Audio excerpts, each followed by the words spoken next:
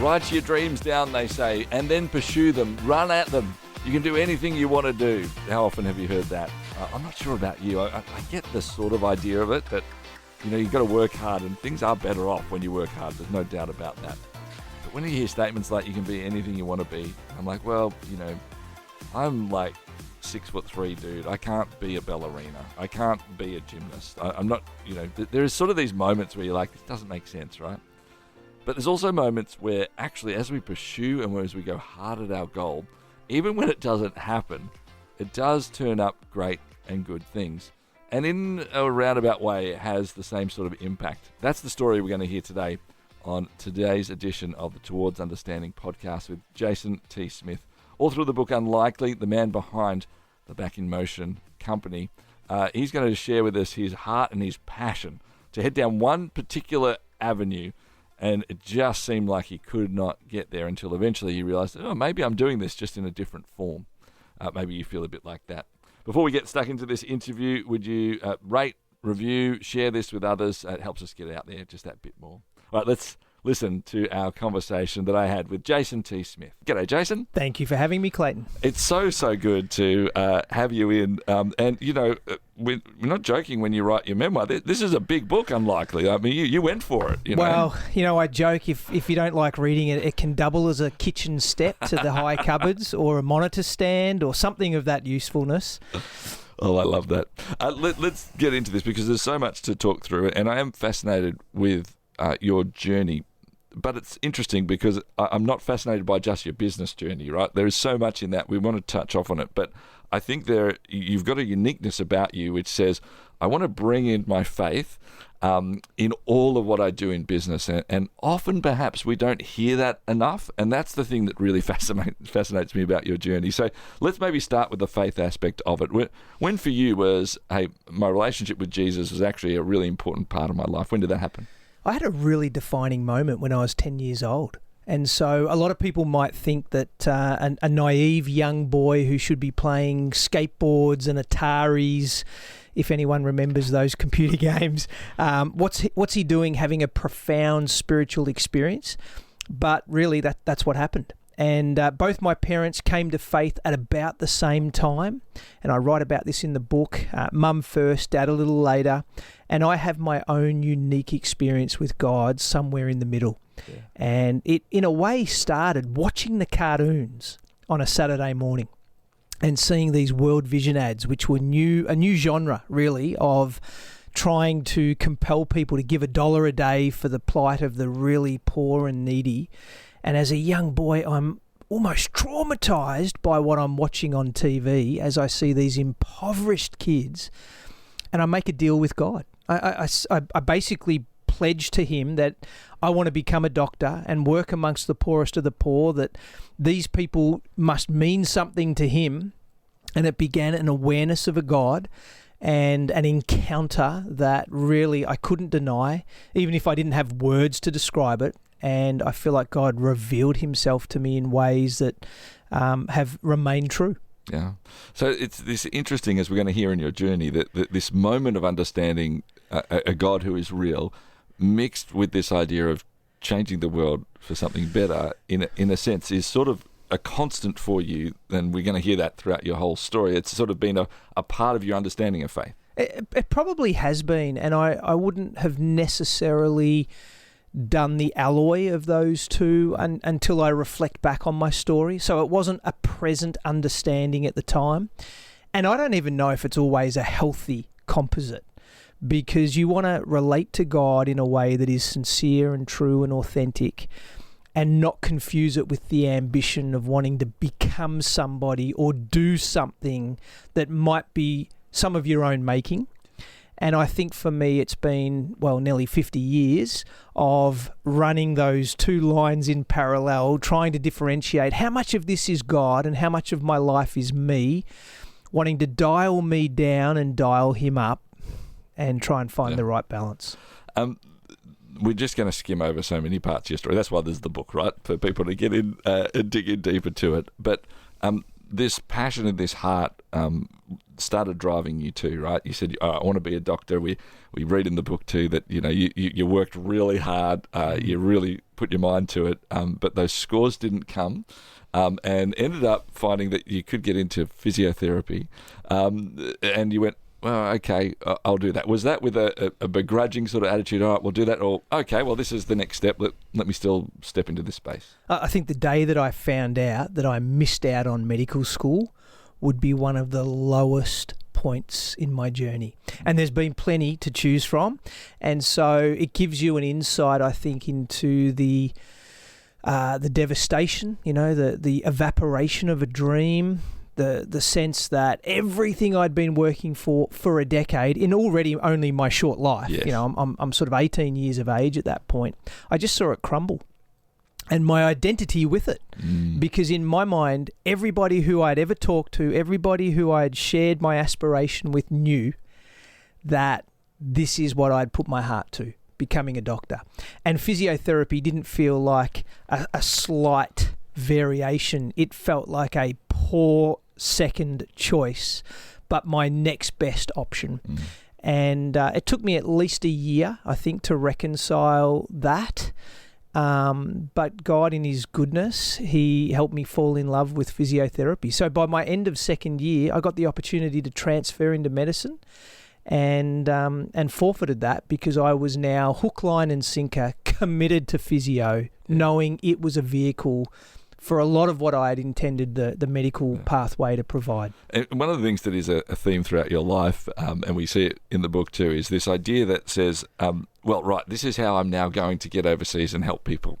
Just like back to that World Vision ad that you saw as a 10-year-old, I'm going to go over, all right, I'm going to do physio, I'm going to go from there. And so you continue on, Yes. you get through uni, you high marks throughout it all, and then, right, how are we going to do this next steps? And it just seems like that despite your praying, despite your, hey, God, this is it, I'm ready to go, he kept wanting to bring you back to something that was based here in Australia. So how did it end up being that you're like, right, okay, I'm going to actually settle with that fact early on, I suppose, that I'm actually supposed to start running my own sort of, physiotherapy clinics here? Yeah. I mean, it sounds disrespectful, and I don't mean it that way, but I often describe that God railroaded me in to a life of suburbia in Melbourne. Yeah. In those intervening years, I'd met Paulina, who became my wife. She was an intensive care nurse. We both had a passion to serve the poor. And I thought, what a package for any mission agency, Yep. for any humanitarian project. You've got a physio, you've got a nurse, we're young, we're fit, we're willing, we're able. And we did a few short-term trips, but none of them converted into those long opportunities. And so, there's a scripture in the Bible, and it says the harvest is plentiful and the workers are few, which kind of paints this picture that there's a lot of need out there, but not enough people willing to go. And it would frustrate me because we were willing. We seem to be the opposite to this little passage, this poetic verse in the Bible. But it seemed like God had left us on the shelf. And I got to say, it was hard because I felt like I didn't qualify. Yeah. I felt like there must be something wrong with me. God didn't want us. We weren't worthy or noble enough for that cause. And staying home and working for a living, which sounds pretty vanilla, but staying home and getting a job in a public hospital and then eventually starting our own practice felt like punishment. It really felt like I had failed. And I often do say, a little tongue-in-cheek now, but my career started as a failed medical missionary. Yeah. And I resigned from various jobs because I felt so unfulfilled. And it seemed like the only path forward was to treat friends and family for a bit of pocket money to pay the mortgage from the carport at home until God eventually realised we were his ticket to saving the world. Of course, he doesn't need me. Yeah. He wants me, but he doesn't need me. Yeah. And this aspect of, right, okay, so it is your own sort of little practice out of the carport. And then it sort of just keeps building, but it's not just by accident, right? There's moments where Clearly, a part of your story is that you have a natural business acumen that occurs, but you have a lot of hard work in who you are. You also see opportunities of this could be better. Something more could happen here.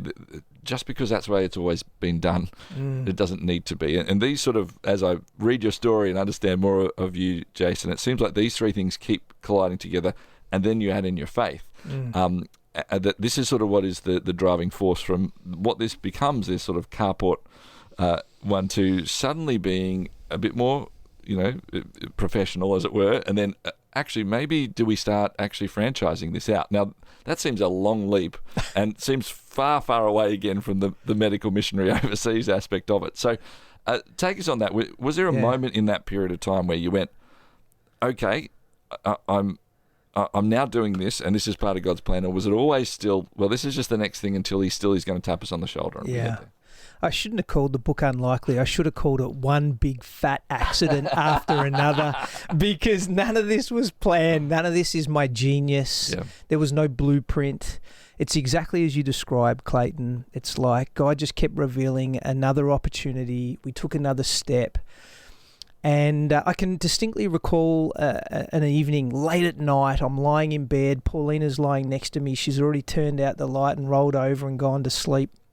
And I am reading a ANZ brochure, a bank brochure on all the requirements to start a franchise.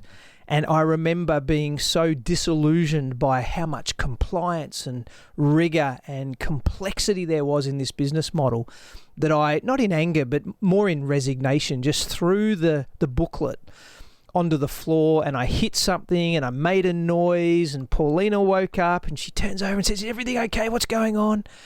And I just remember turning to her and saying, "Oh, it's okay. I've just decided we're never going to franchise." And, these are the famous last words that I keep repeating all through my sordid career. I'm never going to start a business. I'm never going to run a franchise. We're never going to go interstate. I'm never going to borrow money, And you find God leading you to the cliff edge and the brink. And it is a combination of faith and a sense of your destiny and purpose. And that if God is in this, who are we to deny it? And so you jump and away you go again. It's just an adventure after another. Yeah. Now, what that became was Back in Motion. I mean, it was that technically from the start, but then as it built, and many, many people around both Australia and New Zealand might know of Back in Motion. It's this remarkable organisation that was, as you said, franchise. How many in the end did you end up having practices? We peaked at 140 locations with about 700 people wearing our brand, and I think at our absolute height, where we had aggregated with some other businesses, which is jumping ahead, we had up to 10% of the Australian population on our database as a client. Just remarkable, isn't it? So, this is where we're going to end here in terms of, from the business part. There's plenty of other questions we've got coming, but you said, all right, I'm not going to do franchising, but here you are. You end up doing this and you're stepping through it. So along that way, as you kept saying, all right, well, I think this is what God's got. So now we are actually going to do this. And we are going to get involved in all that compliance, and we are going to do all of these things. Is there moments along that way that you're like, oh, I'm just going to throw it in now? Or is it always, no, now I'm in it, I've got to see this all the way through? Yeah.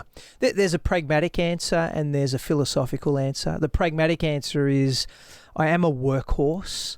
I don't consider myself very smart, but I am prepared to break through barriers with just grunt and street fight.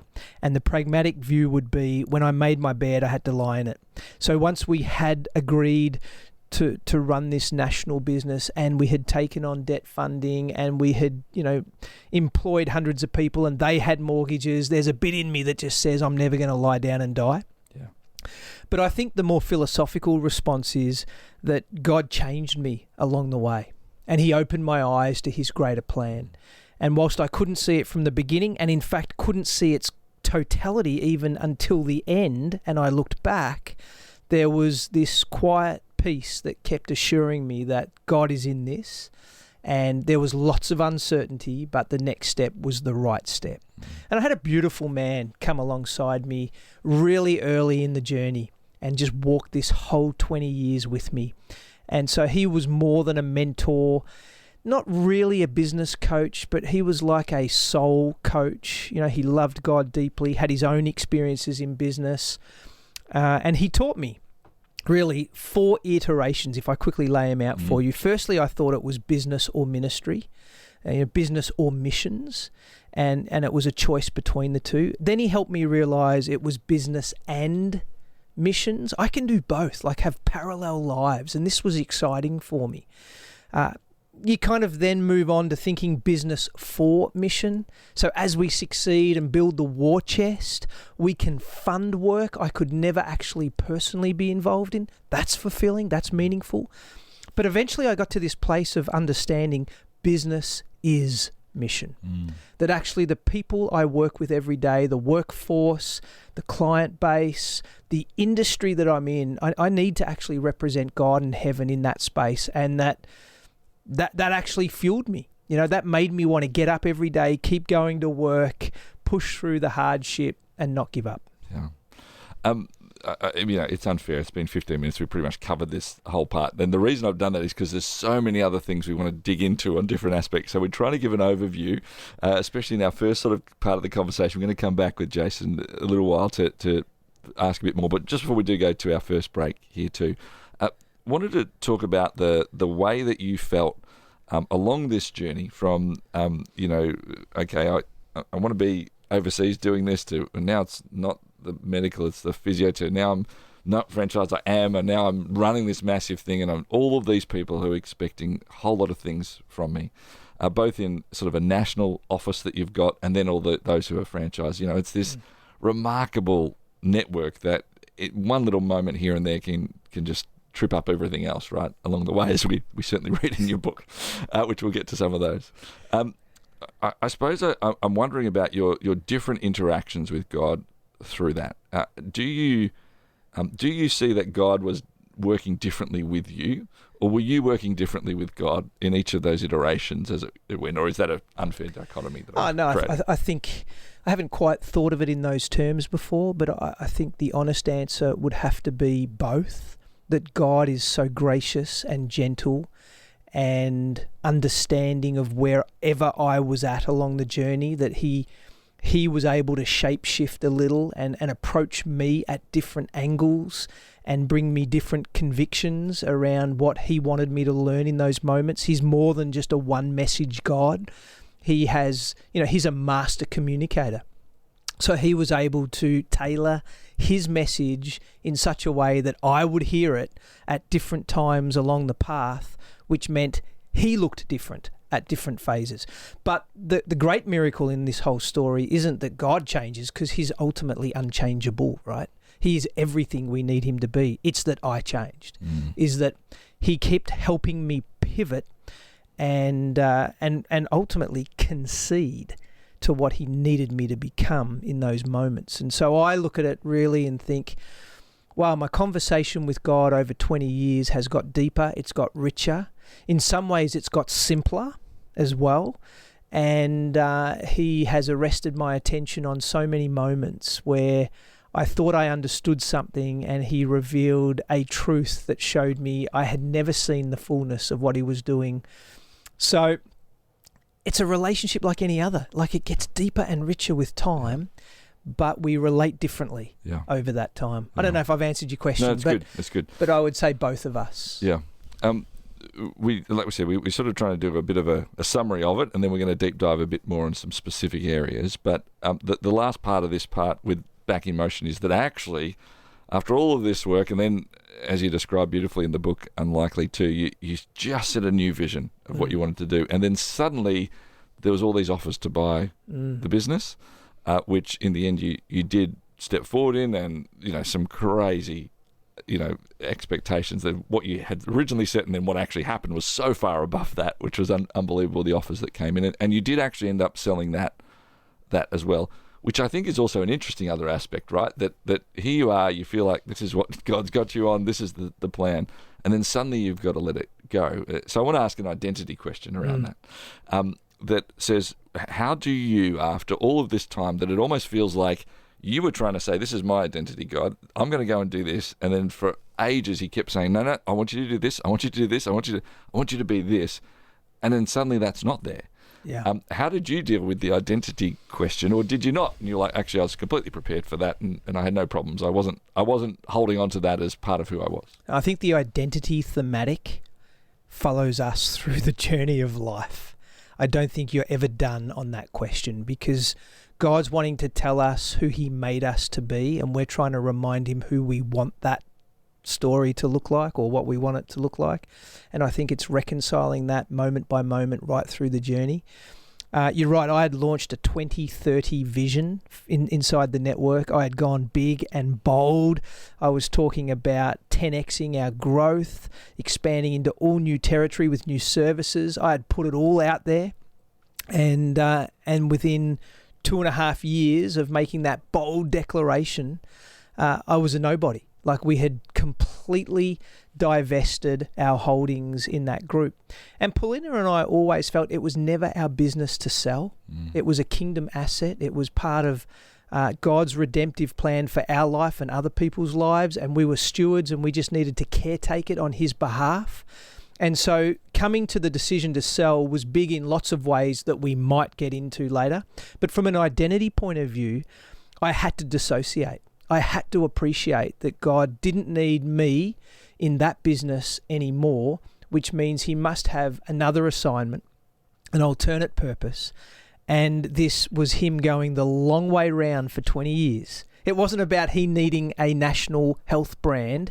He went the long way round to develop in me and my heart some dependencies on him that must be necessary for the next season.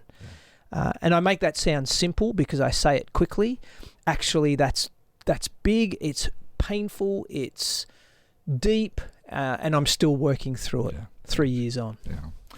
And so to provide some context as we sort of finish the first part of the context of your story too, that this, and it's the byline on the book too, that we went from this startup in the carport to actually the brand being valued at over $100 million, right, at the end of your time there, which is truly a remarkable aspect.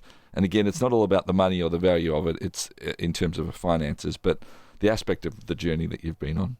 My guest is Jason T. Smith, the author of this book, Unlikely, as well as a number of other books, but this is the most recent one. We're going to be back with him in a couple of minutes' time. We are going to start deep diving on a few more things. What is those next steps? How do we move to another identity? We want to talk about that. I want to talk about vulnerability that he shares and why he does some of that, as well as family and exhaustion. Those aspects we want to dig into parts of his story. Next, here on Towards Understanding. Share your brand, your event, your message across 90 Christian radio stations and major cities in Australia and New Zealand by sponsoring Towards Understanding, hosted by Clayton Bielen. More than 210,000 people tune into Towards Understanding each week, and with just one sponsorship, you'll reach this immense engaged audience. Find out more about this exciting and unique opportunity now on the sponsorship page at positivemedia.com.au. Can I talk firstly about family? One of the things I see in your book is that you are, as you already indicated, a hard worker, and you're willing to put in the hard yards.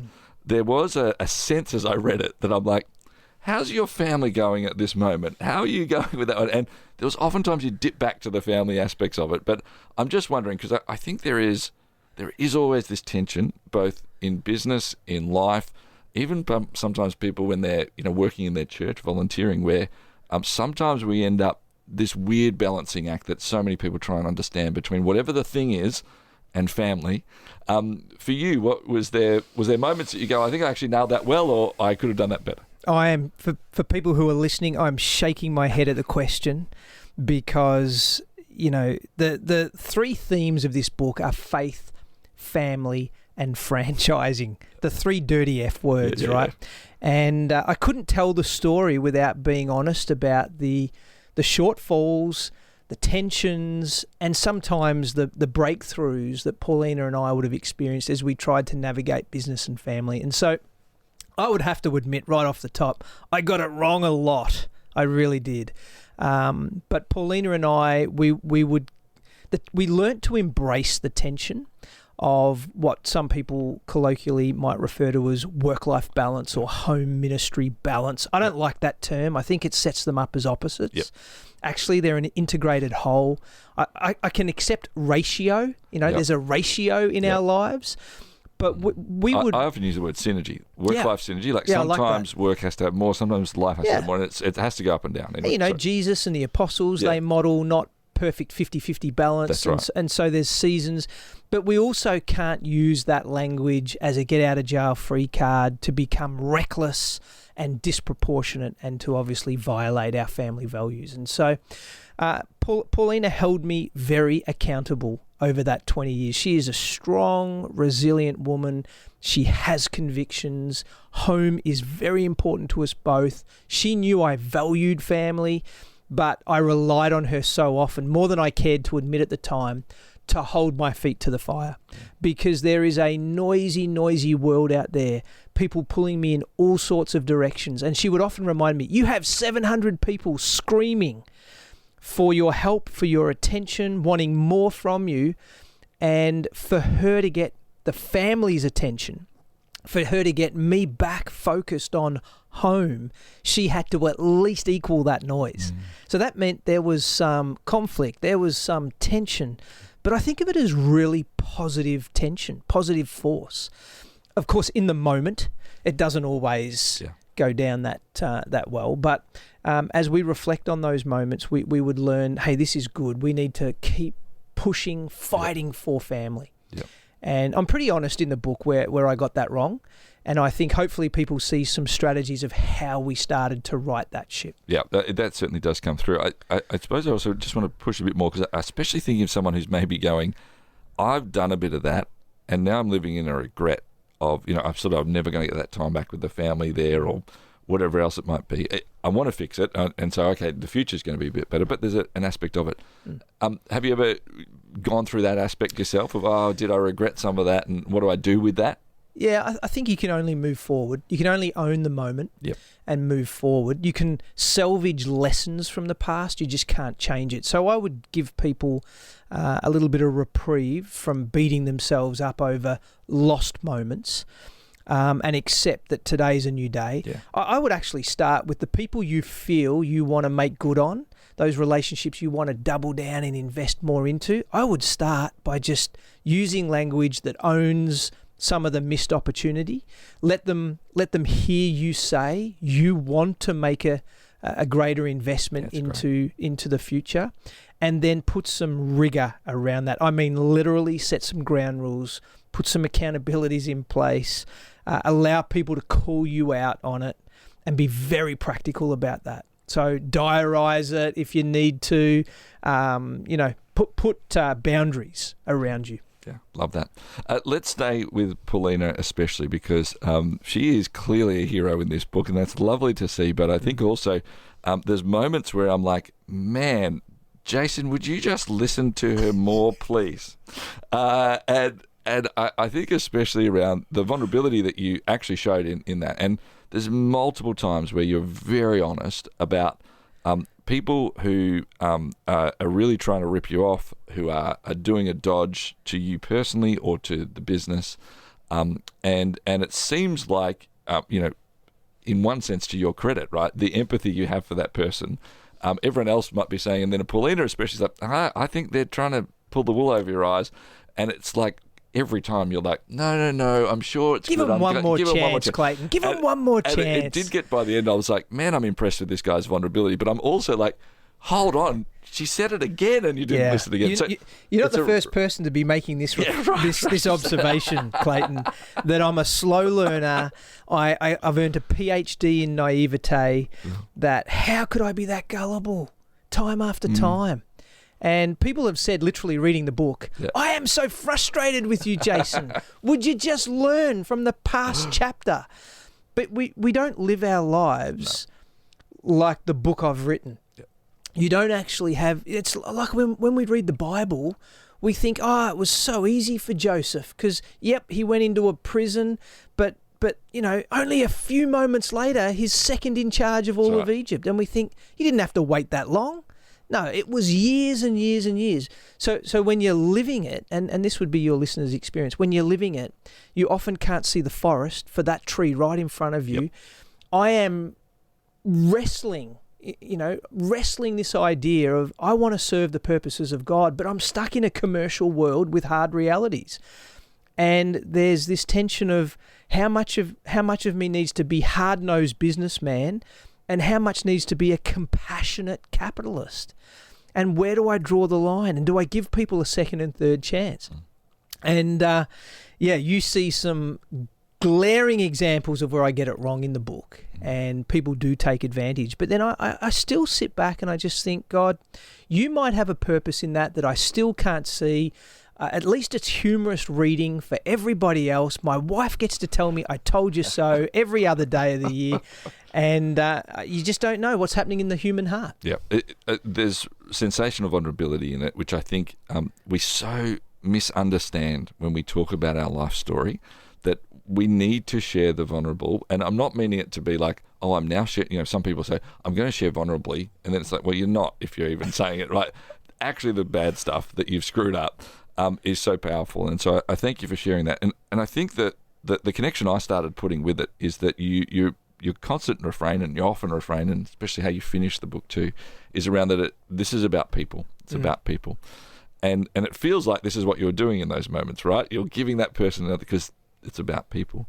But then there's also this other build-up of actually it's right to have a bit of skepticism at times. Yeah. How do you frame what you mean by life, work, faith, living out is about people first? What do you mean by that frame? Well, it's actually something that took me a long time to accept, because by nature I am task-driven. I am a list guy. I am all about conquering the next hill, and people, I understand they are contributors, but it's the objective that I'm chasing. And I can't explain why. This is part of my DNA, part of my wiring, and the world is divided into two camps. There's people who are relationship first, and there are the rest of us who are very task orientated. And Paulina is relational, and I'm this opposite. And throughout the journey of business, I feel like one of God's clear objectives has been to teach me the other half of the picture, not to disregard the importance of having strategic intent, but to appreciate, at the end of the day, the only things that endure beyond this life are people. Not things, not brands, not bank accounts, not any of the legacy stuff that we like to sometimes point to as success. It is only people that have an eternal spirit. And so I have to put relationship first. So I think of it now as being a very people-centered or people-focused endeavor. All my assignments, I have to put people at the middle, and then I have to retrofit all my tasks and strategic objectives around it, knowing that they're meaningful and important, but not at the expense of people. And of course, Clayton, I'm going to get that wrong still a lot of the time, because it's not my default. I have to intentionalize that. Does that drive you nuts? And also to the perspective go, God, why did you, if this is so important, that this has to be a big key part and I have to actually learn to put this first, why have you allowed me to be the way I am? Yeah. Right. And I mean, people ask this question on a whole lot of different parts of their world, right? Why am I like this, God, if this is actually how you want to make me? Have you dwelt on that? It drives me nuts. It drives my wife nuts that I'm not more relationally driven. But I think we can learn it. We can actually put intentional steps in place to develop these appreciations. And so we're not off the hook, those of us who are more task-driven. But as far as why, God, would you make me the other way if this is central to your character, is because none of us have the completeness of God in us, right? We're a mosaic, and he needs everybody to play their part. Good. And in fact, the world does need a few doers, a few action heroes, a few people who are prepared to just run through a brick wall, head down, bum up, full charge. And it's just a matter of the composition, the back to ratios. It's about when you let that emphasis be carried, and I think God's working on us all in some respect. As we talk about that people idea, one of the fascinating parts that you just touch on off in here, but in fact you've written a whole book about it as well, Downside Up Leadership, which is around this idea that you actually got rid of titles in. Now that's just one part of it. I know the small parts of it, but you got rid of titles in your organisation, which is, for many, it's like, what? How's this going to work? Controversial. Yep, you lost a few people from it as well. These sorts of ideas. Was that around the concept of people first, or was this more a business principle that you're wanting to run into play? I think it's artificial to separate it, because there's this confluence of God's truth and human nature and commercial principles all coming together. Like, actually, truth is truth. And I realised people were hanging on to titles as some artificial sense of authority, that they could make people do stuff they didn't want to do simply because of the nameplate on their door or the qualifications in their resume. And that just isn't God's way. It's not how we should lead. We should serve. We should have a contest of ideas.